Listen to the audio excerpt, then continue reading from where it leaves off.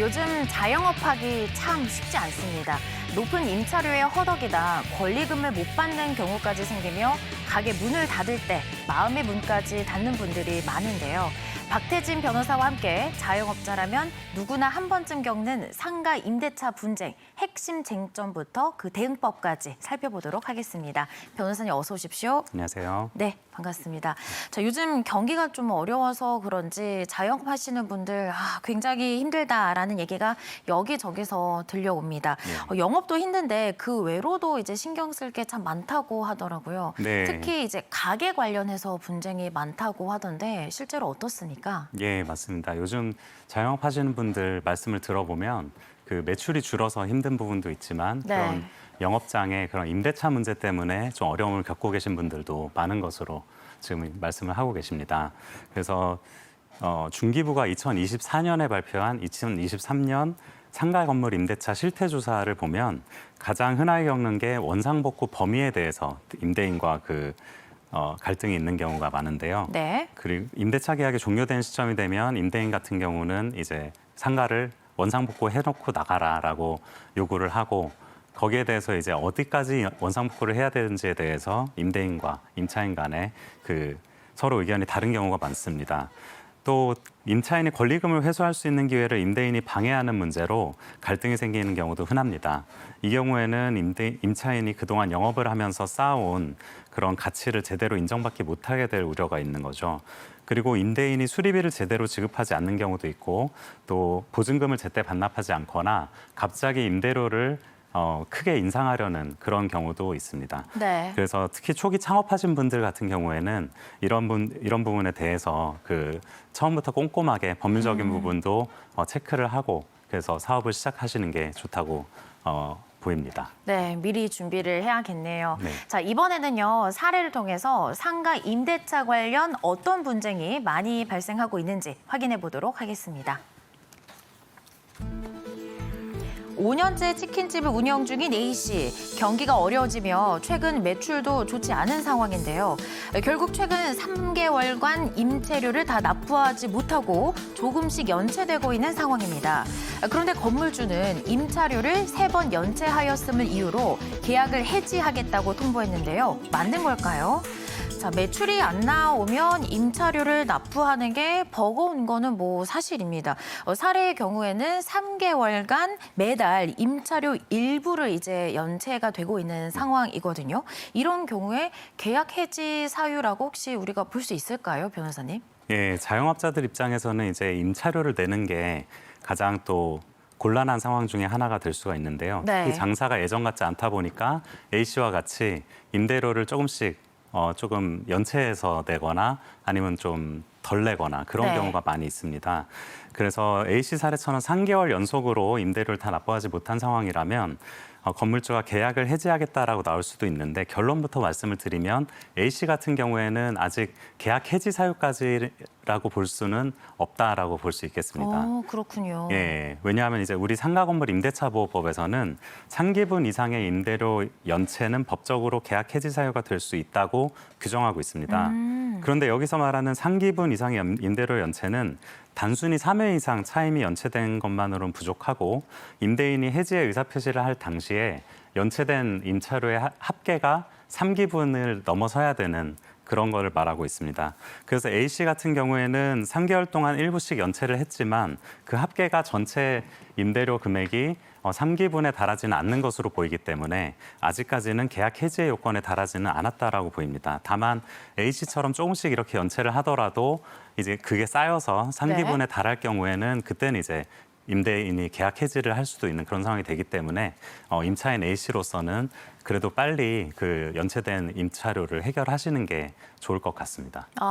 횟수가 아니고 임차료가 3개월분 이상 밀렸을 때 계약 해지가 가능한 거다. 네, 맞습니다. 맞는 거죠. 예. 그런데 이제 만약 건물주가 법과 달리 애초에 이제 계약서에 임차료가 3개월이 아니라 네. 이제 2개월 이상 연체가 됐을 때 계약 해지가 가능하다. 이렇게 단서를 달았고 임차인도 동의를 했다면 네. 혹시 달라질 수도 있을까요? 네, 실제로 이렇게 상가 임대차 보호법 규정을 피하려고 임대인이 이제 계약서에 네. 2회 이상 연체를 할 경우에는 계약을 해지할 수 있다. 뭐 이런 식으로 규정을 하는 경우도 종종 볼 수가 있는데요.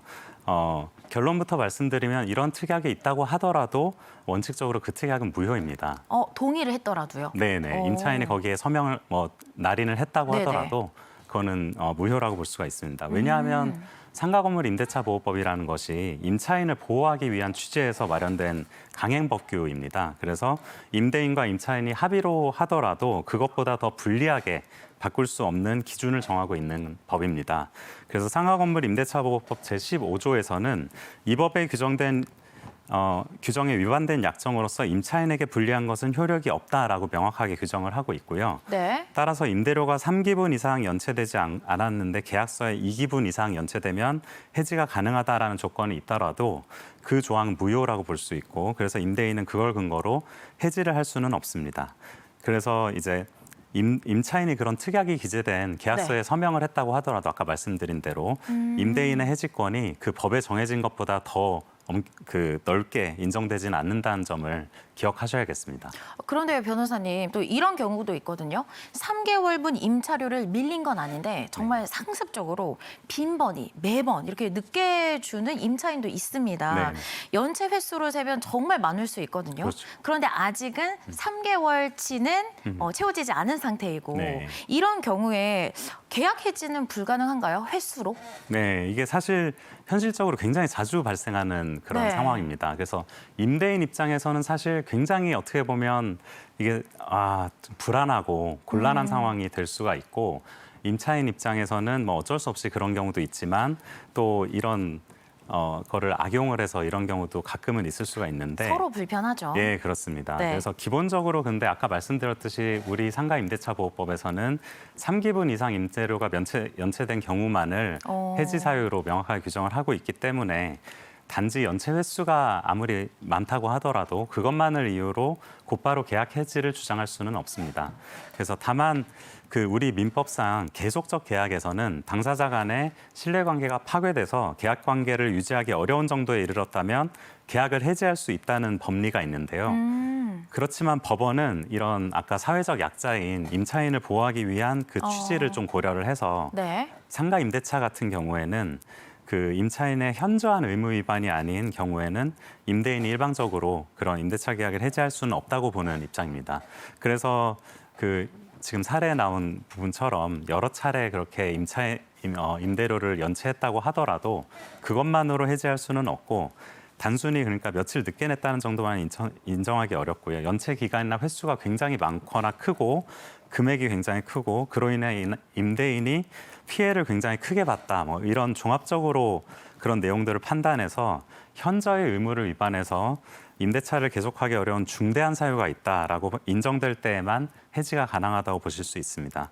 그래서 결국 이런 상황에서는 임차인은 반복된 연체를 줄이려고 노력을 해야 될 것이고요. 네. 임대인 입장에서는 임차인이 언제 어떻게 임대료를 또 덜 주거나 지체를 했다라는 것들을 잘 기록을 해두고 나중에 그게 너무 심각한 상황에 이르렀을 때 그걸 좀 근거로 또 해지권을 행사할 수 있는 근거를 마련해놓고 그렇게 준비를 하는 것이 좋을 것 같습니다. 네. 자, 상가 임대차 관련해서는 계약을 해지할 때에도 분쟁이 자주 발생하는데요. 어떤 사례가 있을지 함께 살펴보도록 하겠습니다. 권리금 3천만 원을 주고 분식집을 인수해 2년간 운영한 B 씨. 계약 만료일이 다가오자 새 임차인을 구해 권리금을 받고 가게를 넘기려고 했는데요. 하지만 건물주는 적합하지 않다며 새 임차인의 입주를 거부하고 있습니다. 결국 임차인은 권리금을 회수할 수 있는 기회를 잃게 되었는데요. 어떻게 대응을 해야 할까요? 자, 변호사님, 권리금이라는 단어를 저희가 굉장히 자주 사용을 하는데 정확히 이게 어떤 뜻인지 먼저 짚어보면 좋을 것 같고요. 네네. 이게 법적인 용어인가요? 예, 간단히 말씀드리면 권리금이라 하면 영업상 이익이 기대되는 장소나 시설, 거래처, 단골 손님 등 유무형의 영업적 가치에 대해서 새 임차인이 기존 임차인에게 지급하는 금전을 말합니다. 그래서 예를 들어서 뭐 치킨집을 굉장히 잘 운영해 오고 있던 A 씨가 가게를 빼면서 새로 들어올 사람에게 여기 단골도 많고 배달의 평점도 좋고 자리도 괜찮으니 일정 금액을 주고 인수해 달라라고 요구할 수가 있는데요. 네. 그때 주고받는 돈이 바로 권리금이라고 보시면 될 것 같습니다. 그래서 이거는 단순히 뭐 시설비나 보증금이라는 다른 개념이고요. 말 그대로 자리값, 그 장소와 영업 노하우에 대한 네. 그런 프리미엄이라고 보시면 될 것 같습니다. 근데 이게 법적인 개념인지에 대해서 좀 말씀을 드리면 법적인 개념이 맞습니다. 예, 과거에는 관행처럼 주고받던 게 이제 권리금이었는데 2015년부터는 상가건물 임대차 보호법에서 권리금이라는 단어가 명시적으로 규정을 했고요. 법적으로 보호되는 권리가 됐습니다. 특히 법은 임차인이 임대차 기간이 끝나기 6개월 전부터 임대차 종료 시까지 새로운 임차인을 구해와가지고 그런 권리금을 받으려고 할 때 네. 그거를 방해하는 행위를 할 경우에 그거를 금지를 하고 있고 만약에 방해를 해서 그 못 받게 된 손해에 대해서는 배상을 하도록 그렇게 규정을 하고 있습니다. 그래서 정리하자면 권리금은 상가 영업의 가치에 대해서 주고받는 대가이고 지금은 법에서도 그 개념을 인정하고 있고 보호하고 있다. 이렇게 이해하시면 보면 되겠습니다. 되겠네요. 네, 네. 관행상 인정이 되는 것이다라고 네네. 생각을 했었는데 이게 법적으로 인정이 되는 권리였네요. 맞습니다. 그렇다면 권리금은 모든 임차인이 주장을 할 수 있는 건지도 좀 궁금하고요. 네네. 아니면 이걸 회수할 수 없는 경우도 혹시 있을까요? 네, 그 법에서 보호는 하고 있지만 상하건물 임대차 보호법에서는 유통산업발전법 제2조에 따른 대규모 점포 또는 준대규모 점포의 일부인 경우에는 권리금 보호 규정을 적용하지 않는다고 명시를 또 하고 있습니다. 네. 그게 어떤 얘기냐면 현행법상 대형마트에 입점한 그런 점포들은 법적으로 권리금 회수 기회를 인정받기 어렵다는 그런 얘기인데요. 왜냐하면 이제 마트에 입점한 매장은 임대인의 상표나 유통망, 인테리어에 의존하는 구조이기 때문에 영업 독립성이 낮고 네. 권리금이라는 자산의 실체와 존속성을 입증하기도 어렵다라고 보고 있기 때문입니다.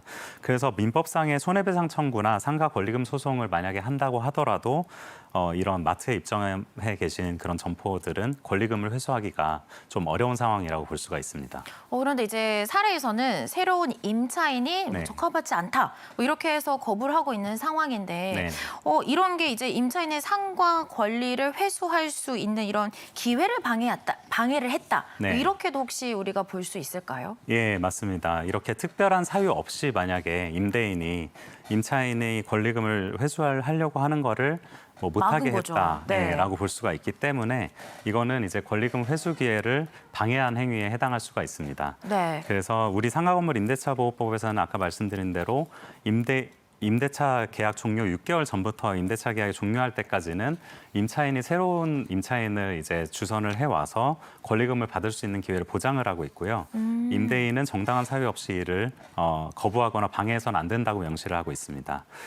그래서 만약에 뭐 새 임차인이 경제적 능력이 뚜렷하게 부족해서 뭐 임대료를 낼 수 없을 것 같다라거나 아니면 그 다른 뭐 임차인으로서의 의무를 위반할 것이 거의 굉장히 우려가 되는 상황이 특별한 사정이 있다고 해서 네.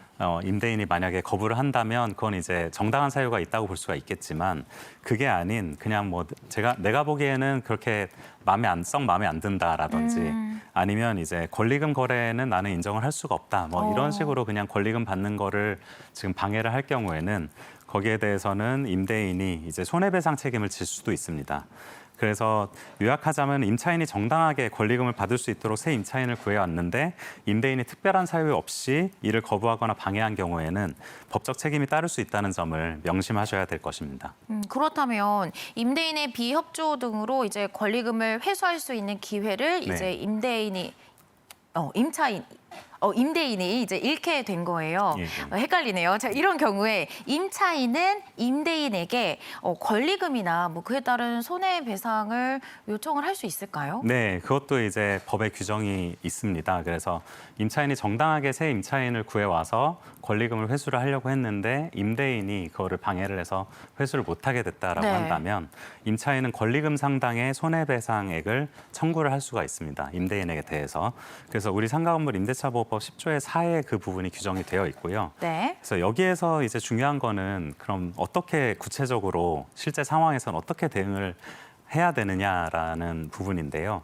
임차인이 권리를 회수를 방해를 당했을 때 일단은 증거 확보를 좀 해야 됩니다. 그래서 네. 새 임차인과 주고받은 어떤 계약서 초안이라든지 권리금에 대한 그런 협의 내용, 그런 거에 대한 어떤 문자나 이메일 내용 같은 게 있으면 좋겠고요. 그리고 임대인에게 협의 요청한 내용, 그리고 그에 대한 답변, 이런 모든 것이 이제 내가 정당하게 권리금 회수에 대해를 하기 위해서 노력을 했다라는 그런 증거가 되겠고요. 그리고 임대인이 만약에 부당한 방해를 했다라고 할 경우에는 임대인의 부당한 방해에 대해서 항의하고, 그리고 만약에 손해가 발생할 경우에 법적 조치를 취할 수 있다라는 어떤 내용 증명이라든지 그런 것들도 미리 마련을 해놓는 것이 추후에 그런 분쟁이 발생할 때 도움이 됩니다. 그래서 이제 실제로 권리금 회수가 무산된 경우에는 그 권리금 상당액에 대한 손해배상 청구를 할 수가 있습니다. 그래서 법원에서는 통상적으로 권리금 계약이 거의 성사 직전이었다는 점이 인정이 되고, 네. 그리고 임대인의 거절 사유가 정당하지 않았고, 그리고 임차인이 피해를 봤다라는 것들이 인정이 된다면 네. 그런 임대인이 임차인에게 그런 손해배상을 해라라는 판결을 내리고 있습니다. 가능하군요. 예, 예. 자, 권리금을 준 신규 임차인이 가게를 운영하는 경우 또 다른 문제점이 발생할 수 있는데요. 어떤 경우가 있을지 사례를 통해 살펴보겠습니다. 권리금 5천만 원을 주고 카페를 인수한 D씨. 카운터, 조명, 바닥 마감재 등 모두 기존 인테리어를 그대로 사용했고 일부는 보완만 했습니다. 계약 종료 시점 나가려 하자 임대인은 처음 상태로 전부 복구하라며 천장, 바닥, 배선 등의 철거를 요구하는데요. D씨는 어디까지 원상복구해야 할까요? 자, 우선은 내가 최초 운영자가 아니었고 네. 이전 임차인이 운영하던 가게를 권리금을 내고 이제 들어온 경우입니다. 기존의 이제 임대인과 임차인 간의 이런 계약서 상의 특약 등이 그대로 이게 그 다음 임차인에게까지도 이어지는 건지 궁금합니다. 예, 그래서 권리금을 지급하고 기존의 임차인에게 가게를 인수를 했다라고 해서 네. 무조건 그 기존의 임대인과 임차인 간에 그런 뭐 원상복구를 하기로 한 특약이라든지 그런 것들을 승계를 자동으로 승계받는 것은 아닙니다. 아, 그런 건 아니군요. 왜냐하면 이제 권리금 계약과 임대차 계약은 상호 밀접하게 연관이 돼 있긴 하지만 법적으로는 별개의 계약입니다. 그래서 권리금 계약에 임차인의 임대인에 대한 특약이 승계를 하는 것이 반드시 당연히 포함된다라고 볼 수는 없는 것이죠. 그래서 다만 임대차 계약에 그런 기존 임대인과 임차인 간의 그런 특약 사항을 계속 그 새로운 임차인이 승계를 받는다라는 내용이 들어가 있다면 그러면 이제 그 기존의 임차인과 임대인 간의 원상회복 특약이라든지 그런 것들을 승계를 해서 그런 의무를 새로운 임차인도 지게 된다라고 볼 수가 있겠습니다. 네, 오늘 저희가 상가 임대차 관련해서 여러 가지 이제 분쟁 사례들을 함께 살펴봤는데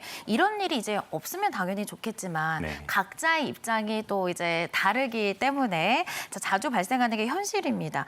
상가 임대차 관련해서 어려움을 겪고 있을 때 자영업자분들께서 이런 분쟁 조정 등을 위해서 좀 도움을 받을 수 있는 곳이 있다면 한번 소개해 주시면 좋을 것 같습니다. 예, 자영업자들이 사실 이런 상가 임대차 분쟁을 겪으면 그 부분을 스스로 해결하시기에는 굉장히 좀 어려움을 겪는 부분이 있습니다. 맞습니다. 그래서 여기 도움을 받으면 좋은데요. 그래서 권리금 갈등 아까 말씀드린 그런 부분이라든지 임대료 연체나 계약 해지 통보 이런 걸 받으셨을 때 전문가의 도움을 받는 것이 좋겠습니다.